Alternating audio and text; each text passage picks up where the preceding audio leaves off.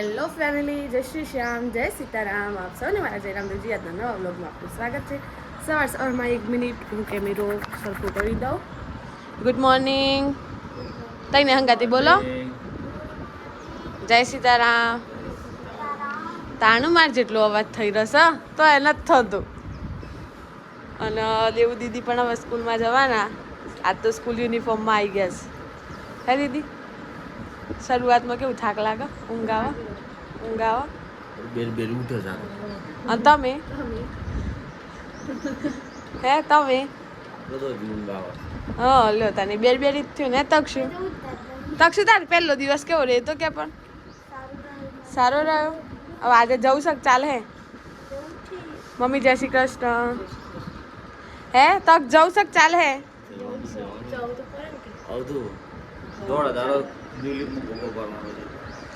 ના પડે ભણવાનું સ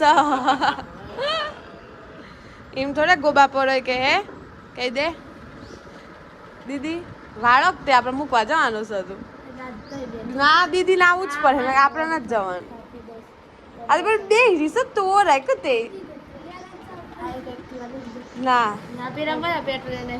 ના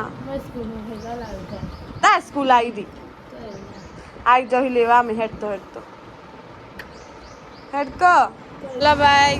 ઓહો અવાજ તક્ષભાઈ ને મૂકવા માટે સ્ટેન્ડ ઉપર આવી ગયા છે. આ છે રૂડું પાડું સ્કૂલનું સ્ટેન્ડ. અને તક્ષભાઈ કેવું બેસવું બસ મગન બેસવું છે. તક્ષ તો આજે કમ્પ્લીટ રેડી છે કે જવું તો સર એટલું કોઈ હોતું આવે એવું નહીં. કેમ જવું જ સર હે ને? પાછો બંગો તો પેલી બેન્ચી છે બે જાય ના ગોઠ દીદી નીકળે સ્કૂલમાં. પેટ્રોલ થઈ આપો.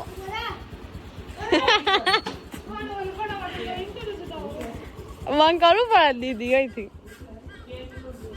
પેટ્રોલ છે દીદી કઈ 7:20 કરતો 7:30 થી શું કરો? સાહેબ આવવાનો જ કાઢી મેલે હોવા. ઓહો પણ એક આટલું આ કોટો હરખું ના કરાવી દેવાય? એક ઓટો કરાઈએ તો ખ્યાલ નહીં આવતો, અંદાજ નહીં રહેતો. એ તો કરાવવો જ પડે. હે દીદી શાંતિ જો. હો કેટલા વાગે આવવાના તમે દીકરી? 11:30 વાગે આવી એક્ટિવા ઉડી જો દીદી ફોન કરી દેજે. હો એવું કોઈ હોય તો અમે આવી જઈએ દીદી. જોઈને વેપા કરતા કરતા વાગી ગયા છે 11:30 અને અમે લોકો આવ્યા હતા મોડાસા તક્ષભાઈ ને લેવા માટે. અને જોડે આવી ગયા છે આજે સાનવી બેન પણ. સાનુ હેલો. તક્ષ હેલો. નહીં બોલવાનું? કેવું રહ્યું સાનુ સ્કૂલમાં? કાલે ગઈ હતી એટલે આજે તારો ફર્સ્ટ ડે ને? કેવું રહ્યું બધા ફ્રેન્ડ્સ ને મળીને વેકેશન પછી? બહુ મજા આવી. 5મામાં મસ્ત રિઝલ્ટ લાયા તે 6ઠ્ઠામાં પણ લાવવાનું હો ને? 6th સ્ટાન્ડર્ડ ચાલુ થાય છે ને હવે. આજે શું કરાયું સ્કૂલમાં? આજે લખાયું થોડુંક પછી હા નવા વિષય આવશે, વિજ્ઞાન આવશે, સામાજિક વિજ્ઞાન. એસએસ લીધું હતું ને? હા તો પછી તારે બુક્સ ને બધું લેવાનું. એ તો મારા પપ્પા કહી તો સાનુબેન આવી ગયા. અમે જઈ ગયા. આમ બી અમારે એમના ઘરે જવાનું હતું, મામાના ઘરે જ. મમ્મી છાસ ને મોકલાવી છે તો આપવા માટે કીધું છોકરી તડકામાં ચાલતી જાય ને કરતા અંદર ગાડી બેસાડી દી. એ બાને મને મળવા પણ મળે તો મામાના ઘેર જઈએ, છાસને આપે સાલીને ઉતારીએ. ચાલો ભાઈ હવે તક્ષભાઈના બુક્સ ને બધું લઈ અને એમને લેવું છે ટિફિન બોક્સ ને બોટલ ને એવું બધું. તો એ માટે પહેલાં જઈએ છીએ ડીમાર્ટમાં, જોઈએ કેવું છે કેવું નહીં તો પછી જઈશું બજારમાં. હજુ એમને સ્કૂલ યુનિફોર્મ પણ લેવાનો છે. અને ન્યુલિપનો સ્કૂલ યુનિફોર્મ તો યુનિટ્રાયમાં જ મળે અને યુનિટ્રાયમાં તો ભીડ જ હોય. એટલે હવે વાગી ગયા છે 12:30. આપણે 11 વાગ્યાના મોડાસામાં આવ્યા છે. 1.5 કલાક થઈ ગયો છે. હજુ તો કામ આટલું જ આગળ વધ્યું છે.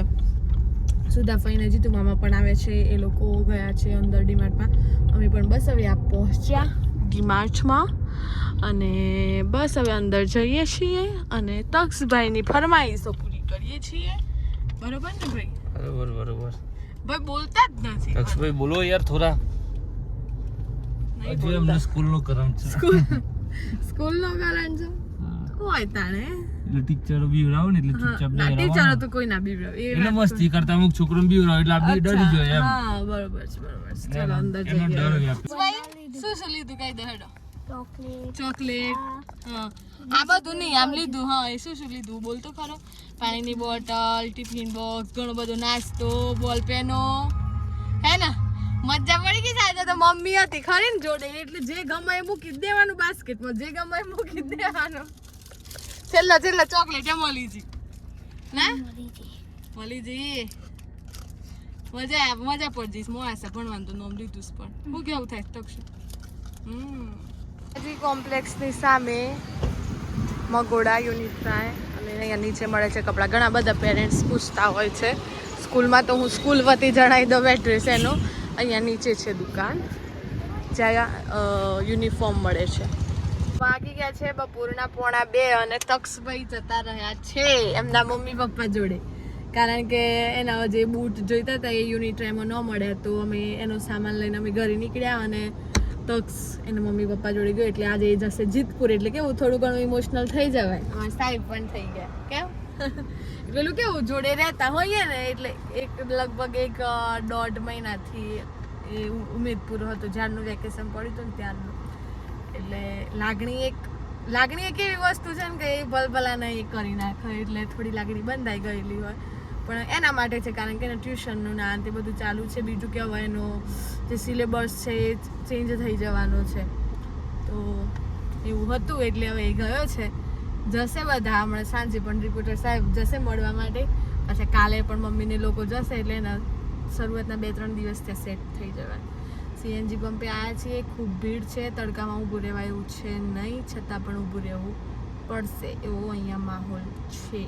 2 પંપ ચાલુ છે તો નંબર જલ્દી આવી જશે. બરોબર છે ગાઈઝીસ. એમાં પણ હવે કંપની ફિટિંગમાં વધારે પડતી જ લાઈન જોવા મળતી હોય છે. બરોબર છે ગાઈઝીસ. બસ હવે આપણે 1:45 થયા છે. ઘરે જઈને થોડી વાર આરામ કરવાનો છે ને પછી જવાનું છે work. After 12 days I am going to work. Okay ગાઈઝીસ. આવતીકાલનો બ્લોગ ક્યાંથી આવશે ઓકે તો જઈએ છીએ ઘરે અને મળીએ. દીદી કેવી રહી સ્કૂલમાં? મસ્ત. બંને શરદી થઈ ગઈ છે. બંને છે ને ટ્વિન્સ છે ને જે થાય ને હરખું થાય. આને મોઢું નીકળે ને તો અહીંયા મોઢું જ નીકળે. અહીંયા શરદી થાય ને તો અહીંયા શરદી થાય. અહીંયા છીંક આવે ને તો અહીંયા છીંક આવે ને આવો જ. અહીંયા તાવ આવે ને તોય તાવ આવે.